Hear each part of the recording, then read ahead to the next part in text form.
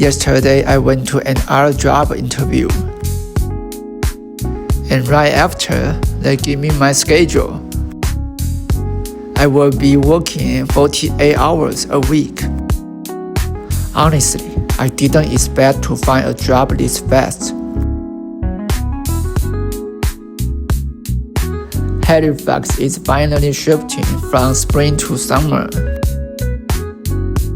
The mornings and evenings are still pretty chilly.